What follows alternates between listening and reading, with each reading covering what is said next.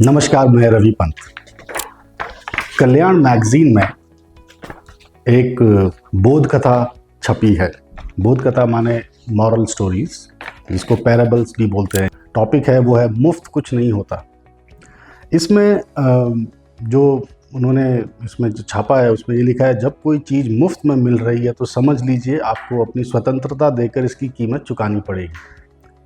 Information security में जब हम कई बार लेक्चर्स सुनते हैं और या कॉर्पोरेट ट्रेनिंग्स में कई बार जब हम जाते हैं तो जो ट्रेनर होता है आमतौर पर बहुत बार बोलता है there are no free lunches, right. और फिर वो उस टाइम पर एग्जांपल लेता है फेसबुक का या फिर और ऐसी किसी सोशल नेटवर्किंग वेबसाइट का। उसका जिक्र भी इस बोध कथा में है।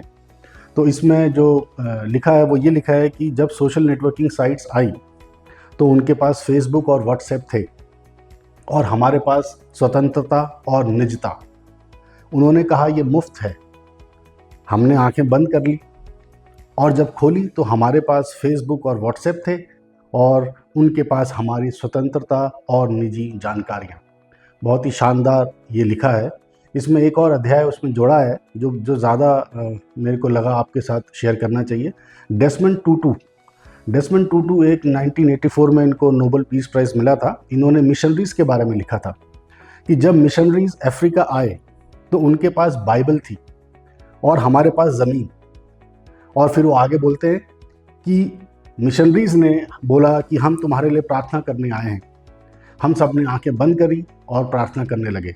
जब हमने आंखें खोली तो हमारे हाथ में बाइबल थी और मिशनरीज़ के पास ज़मीन।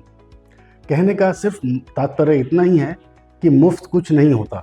हमारे को ये ज़रूर देखना है कि हमें किसी भी चीज़ का इस्तेमाल कितना करना है। एक जो इम्पॉर्टेंट पॉइंट है वो ये है, अति सर्वत्र वर्जयेत। That means excess of everything is bad. चाहे फिर वो एक स्वस्थ और पौष्टिक भोजन ही क्यों ना हो, हर चीज़ को हमारे को मात्रा के हिसाब से ही करना चाहिए। तो ध्यान रखिए, there are no free lunches. Thank you.